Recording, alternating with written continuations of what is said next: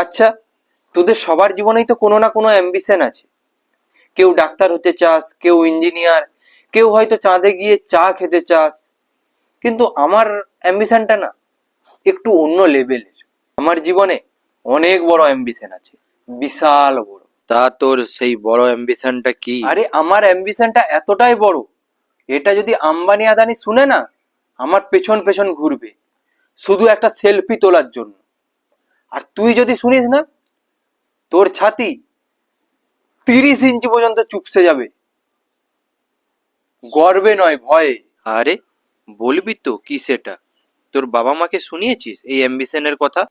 শুনিয়েছি তো, শুনেই তো বাবার হাটে পিন ফুটলো, সোজা হাসপাতালে ভর্তি করতে হলো। এখন যা পরিস্থিতি, আর কয়েক ইঞ্চি বাকি আছে। ডাক্তার বলেছে ছেলের অ্যাম্বিশনের কথা আর দু একবার শুনলে পেশেন্টের বিপি রকেটের মতন ছুটবে। তা কাকিমা কেমন আছে? কাকিমা কিছু বললেন না? মায়ের কথা আর বলিস না। মা তো তক্ষুনি ফোন করে জিজ্ঞেস করছে, কিরে কোন হাসপাতালে ভর্তি করেছিস, কেবিনে না ওয়ার্ডে? আমি টিফিন ক্যারিয়ারে মাংস ভাত পাঠিয়ে দেবো, দুপুরে খেয়ে নিবি। আমি ভাবছি সবাই এটাকে সিরিয়াসলি কেন নিচ্ছে না। আচ্ছা, অনেক হয়েছে, এবারে বল তো তোর অ্যাম্বিশনটা কি? আমার অ্যাম্বিশন হলো আমি নেতা হব।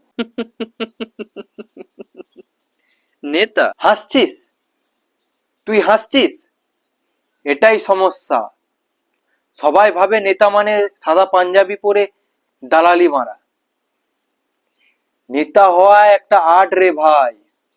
এর জন্য কত হার্ডওয়ার্ক, কত ডেডিকেশন লাগে জানিস?